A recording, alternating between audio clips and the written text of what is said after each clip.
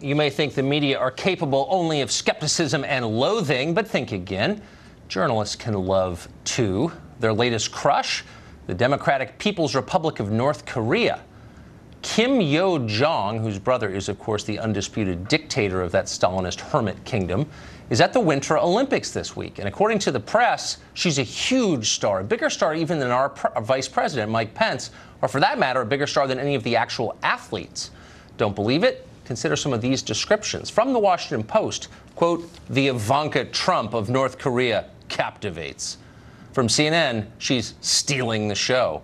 The New York Times says she turns on the charm. Reuters, the newswire, meanwhile, writes this, quote, North Korea has emerged as the early favorite to grab one of the Winter Olympics' most important medals, the diplomatic gold. Ugh.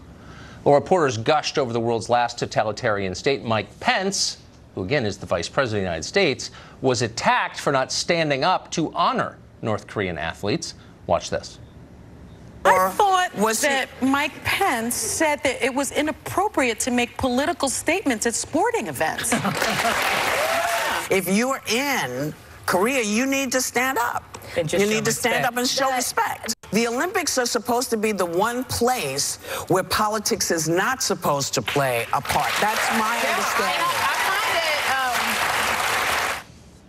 Well, if you're surprised, you shouldn't be. Progressives have a long and dishonorable history of supporting the world's most repressive regimes, no exaggeration. The New York Times, just to name one example, supported Joseph Stalin even as he was murdering up to 12 million Ukrainians in the famous famine there.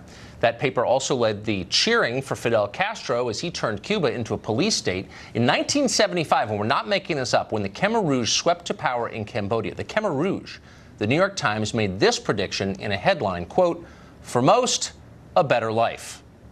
One of the worst genocides in history followed shortly thereafter. Turned out not to be true. Well, it's hard to find a dictator the left has not supported. Chairman Mao, Hugo Chavez, Idi Amin.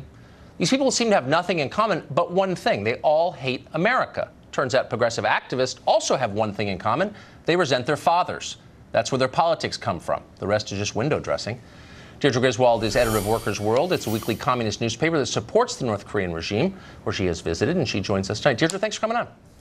Hello. So you're a longtime communist. You're a longtime supporter of the DPRK. You visited at the invitation of the government. You think its leaders are great. When you see CNN and Reuters agreeing with you that its leaders are great, that must validate you. I mean, you must cheer as you watch the Olympic coverage.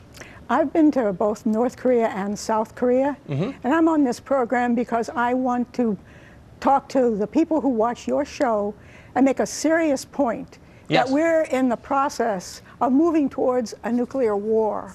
And they have never experienced that, but the Korean people know very much what war is like, and they're not for it. And the people of South Korea don't want war any more than the people of North Korea do. And they showed that at the Olympics when in the opening ceremonies, when they cheered with great joy the fact that the North and the South were marching together. So since you've been to both countries, I'm just wondering, so one is obviously the world's last Stalinist regime. It's pretty rigidly Marxist. That's North Korea. South Korea is floridly capitalist. It's a market-based economy, which, of course, you reject. Which country would you rather live in personally? I won't try to debate you on everything you've said. This is your show. I'm not debating it. No, that's a sincere. Well, that's a sincere question. I only have a couple of minutes, but what I want to talk about. You're not going to answer the question? What I want to talk about is what I think is really of importance to the people of this country.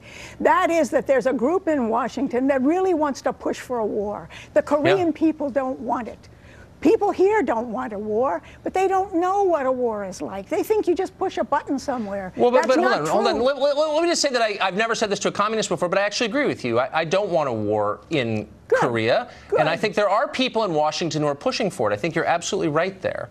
I guess where I disagree with you is we don't know what the people of North Korea want because they're not allowed to say what they want. Well, that's and I'm a little, really? So yes, that's do they have internet access there? Oh, they don't. I've been there. They know Right, I know what's you going have. on in the world. They know Right. perfectly well what's going on in the world. How would they know? Because it's illegal to watch a foreign movie there, so how would they know? You're making up a lot of stuff. The Is that people not true? in North Korea are very aware of what's going on in the world. North Korea has a 100% literacy rate. Did you know that? I did, yeah. I got that figure from the CIA fact book. Well, if you I've wanna seen it as check well. out. But if you They can't have read universal anything but the medical propaganda care. of... They are not in some kind of a, jail. They're not. They are. Really? They are people who want to get out from underneath the threat of war that the U.S. has posed ever since it invaded their country in 1954. Okay, now I know you don't want to debate, by which you mean you don't want to answer real questions, but let's just try a couple of them. If they're free, why can't they leave? Look, That's a fair question. Go back and forth. People go back and forth.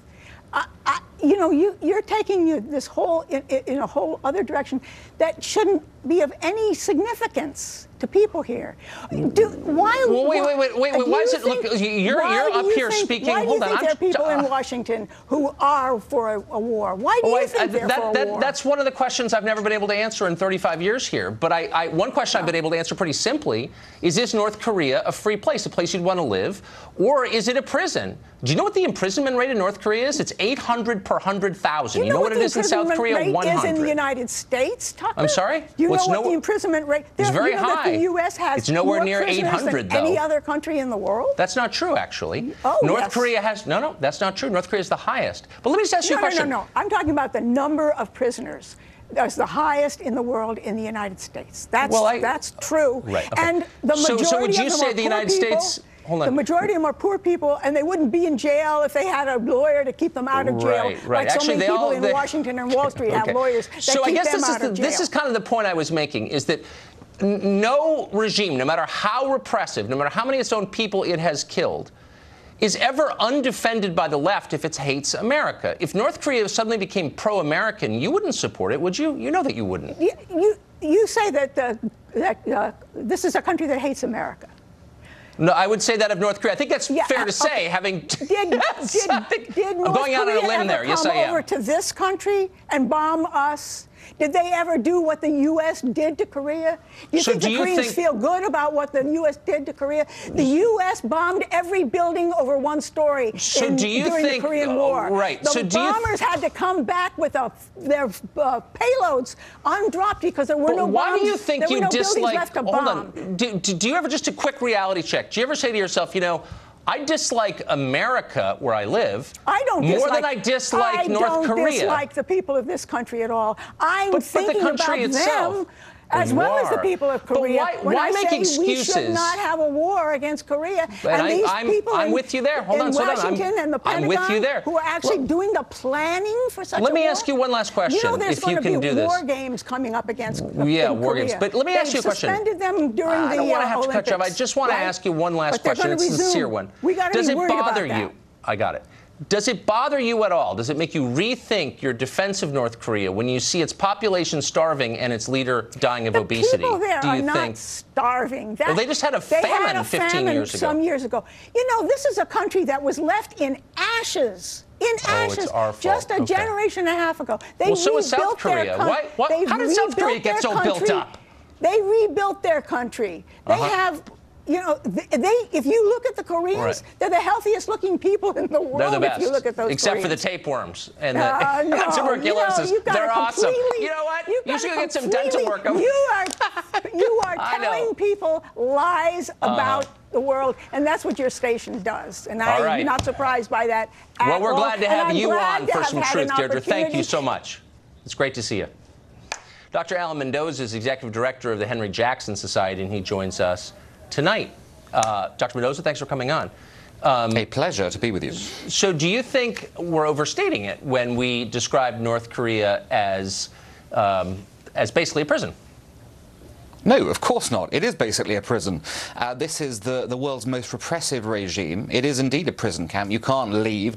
I don't know what your last guest was sort of smoking before she came on, but I have to say it's the most extraordinary set of sort of points, disparate points put together in a sort of a policy statement. Look, this is a state which exists and runs on terror. It runs on terror, it runs on torture, it runs on imprisonment, and it runs on ensuring that the people who live there are at the beck and whim of the regime. It is indeed a prison camp. You're absolutely correct.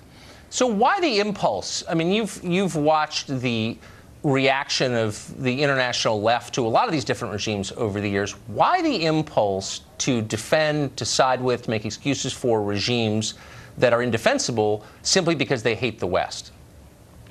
There is an extraordinary romance that the left actually believes in when it comes to these regimes. It starts with the idea that actually we can convert these people somehow. It goes along the lines, actually we have something in common with them. I think you're right to highlight the fact that the US is frequently seen as the sort of chief enemy of these regimes is actually something that actually appeals to the left as well. Yes. And take those things together, you look at those two things together, and you realise that you get a kind of complete opposite to what would happen if it was a right-wing regime. If that was the case, the left would be first out onto the street saying we must denounce them, we must ignore them. But when it comes to someone who is purportedly anti-American in that kind of way, they have a very different view. It's sort of strange, though, if you live in the West, in the UK or in the United States, and enjoy the fruits of the society, why devote your life to destroying it? I mean, only the West does that, right? Well, absolutely, and here you come to the crux of the matter, which is why is it that citizens of our countries who enjoy free societies, who enjoy the ability to argue, who enjoy the ability to discuss, will go out onto a limb to defend dictators, repressive regimes who prevent their citizens from doing that? It is an extraordinary, extraordinary turn of events when that happens. What you should be seeing, what true liberals should be doing, is arguing for the inhabitants of those countries who are subjected to human rights abuses, getting them the same rights that they themselves enjoy, but you don't have that at all. No, it's a good point. It's why fathers should be nice to their children, otherwise they'll grow up to be progressives. They'll hate you, and they'll make a whole politics out of it. Alan, thank you very much. A pleasure. Thank you.